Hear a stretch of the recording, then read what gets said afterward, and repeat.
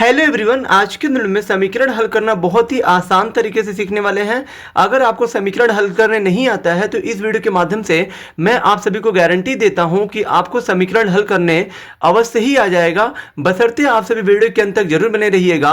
तो फिर यहाँ देखिए, जैसे कि मैंने क्वेश्चन लिया हुआ है x plus 2/3 plus 4x plus 3/2 बराबर x माइनस 3/5 माइनस x/3।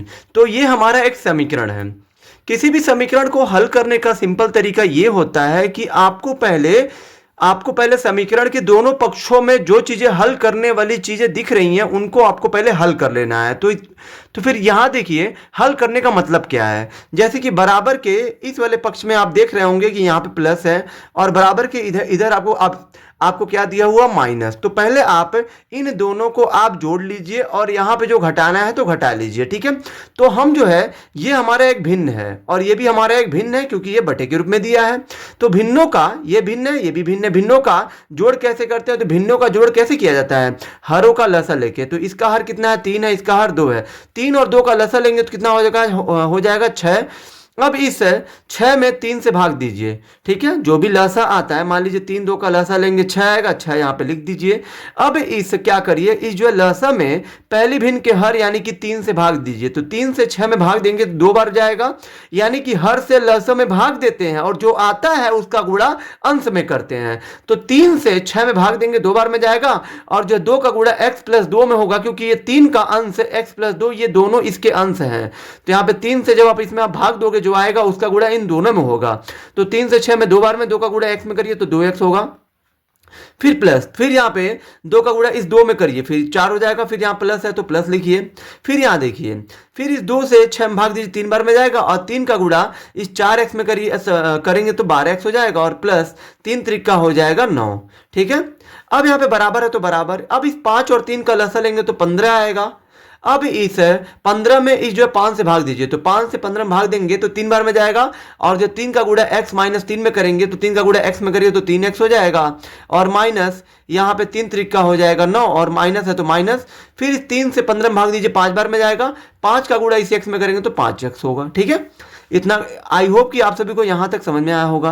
अब यहां पे आपको ये देखना है कि ऊपर जो मतलब ऊपर जो जुड़ रहे हैं उनको आप जोड़ लीजिए। जैसे 2x में 12x जोड़ेंगे तो ये आपका 14x हो जाएगा। फिर प्लस 4 में प्लस 4 और प्लस 9 कितना हो जाएगा 13 और बटे में कितना 6, तो 6 बराबर में इस 3x में से माइनस करेंगे 5x, मतलब 3 में से 5 घटाएंगे तो घटेगा नहीं। तो फिर क्या करना पड़ेगा, 5 में से इस 3 को घटाना पड़ेगा, क्योंकि जब 3 में से 5 नहीं घट रहा है तो यानी कि जब सीधा नहीं घटता है तो उल्टा घटाया जाता है और जब उल्टा घटता है तो माइनस का चिन्ह लगता है। 5x में से 3x जाएगा तो आ जाएगा 2x और माइनस में यहाँ पे 9 है तो 9 और बटे में 15 है तो 15, ठीक है। अब यहाँ पे आपको क्या करना है, यहाँ पे आपको तिरछा गुणा कर देना है, यानी कि इसका गुणा इसमें और इसका गुणा इसमें, क्योंकि दोनों पक्षों में, क्योंकि 14x में 13 नहीं जुड़ेगा और 2x में से माइनस 9 नहीं होगा, क्योंकि इसके साथ चर x है, इसके साथ चर नहीं है। क्योंकि जुड़ने और घटने के लिए समान सजातीय पद का होना जरूरी है। जैसे कि यहाँ पे मान लीजिए 14 के साथ चर दिया है, इसके साथ चर नहीं है तो ये इसमें नहीं जुड़ सकता है। मान लीजिए इस जो 2 के साथ x दिया है, 9 के साथ x नहीं दिया है, तो 2x और जो 9 का आपस में जोड़ या घटाना हम लोग नहीं कर सकते हैं। यानी कि यहाँ पे ये समझ में हमें आया कि दोनों पक्षों में अब कुछ नहीं हल होगा। जब दोनों पक्षों में कुछ नहीं हल होता है तो तिरछा गुणा किया जाता है, यानी कि यहाँ पे 14x प्लस 13 में यहाँ पे गुणा हो जाएगा इस 15 का और यहाँ पे 6 का गुणा हो जाएगा माइनस 2x माइनस 9 में, ठीक है।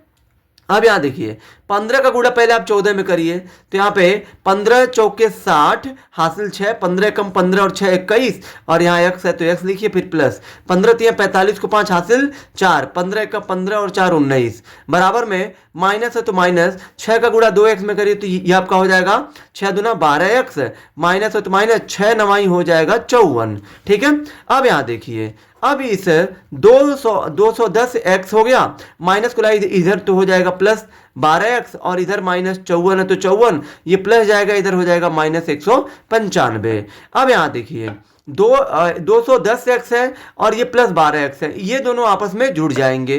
ठीक है, तो यहाँ पे इन दोनों को आप जोड़ेंगे तो ये आपका 232x आ जाएगा और बराबर में -54 है और -195 है। ये दोनों का चिन्ह माइनस में, इसलिए ये दोनों आपस में जुड़ जाएंगे, क्योंकि समान समान चिन्ह वाले आपस में जुड़ जाते हैं। मान लीजिए माइनस है, जो जोड़ने पे जो आएगा वो भी हमारा माइनस में ही आएगा, क्योंकि माइनस ऋण ऋण को जोड़ेंगे तो ऋण ही प्राप्त होगा हमें। 5 और 4 9, 9 और 5 14 को 4 हासिल 1 और ये 1 2 हो जाएगा, यानी कि इन दोनों को जब आप जोड़ेंगे तो 249 आएगा।